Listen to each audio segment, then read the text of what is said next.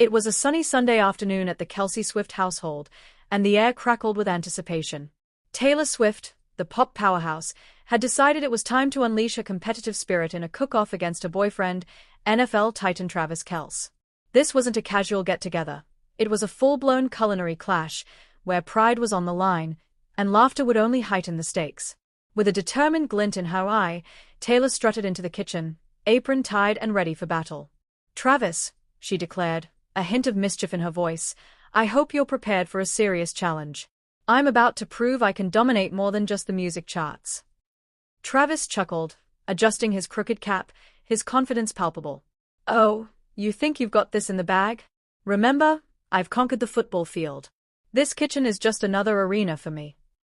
Their playful banter was infectious, especially to the trio of Kelce's daughters, Wyatt, Elliot, and Bennett, who perched eagerly on bar stools, wide-eyed and already plotting their support strategies. The first challenge? The classic chocolate chip cookie. Simple, right? Not when these two were involved. Taylor meticulously gathered her ingredients, measuring flour and cracking eggs with the precision of a surgeon. She was on a mission, each step calculated as if she were composing a symphony. Meanwhile, Travis took a different approach. He burst into the kitchen like a whirlwind, flour flying and chocolate chips scattering across the floor. Before anyone could react, a small fire ignited on the stovetop. "Travis!" Taylor gasped, half laughing, half horrified. "You're going to burn down the place."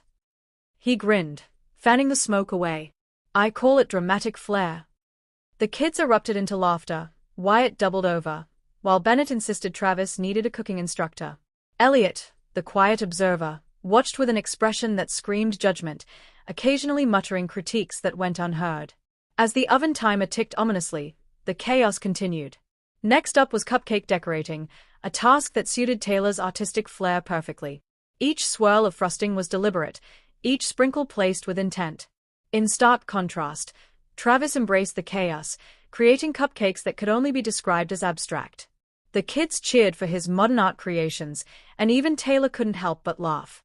"This looks like a tornado hit a cupcake factory," she exclaimed, nearly dropping her perfectly decorated plate.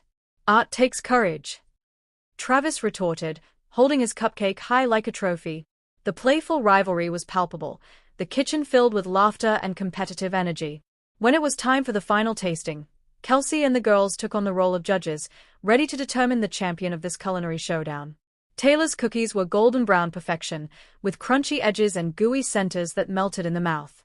Travis's cookies, on the other hand, were an adventure, slightly burnt on one side, oddly chewy on the other, but undeniably packed with enthusiasm. The verdict was as chaotic as the kitchen had been. Wyatt, giggling uncontrollably, awarded her vote to Travis for sheer effort. Bennett, with a discerning palate, sided with Taylor for her superior flavor and presentation. Elliot, ever the diplomat, declared it a tie, citing the hilarity of the entire event. Both Taylor and Travis erupted into laughter, the tension of competition dissolving into shared joy.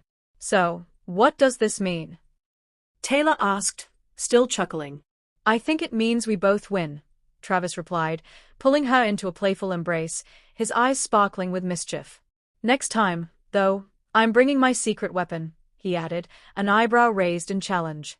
As they cleaned up the kitchen, the laughter echoed through the house, a reminder that while competition can ignite fierce spirit, it's the joy of shared moments that truly matters. In the end, whether it was cookies or cupcakes, it was the playful banter and the love that made the day unforgettable. The kitchen had turned into an arena of joy, proving that sometimes, the most intense battles are fought not in hostility, but in laughter and love.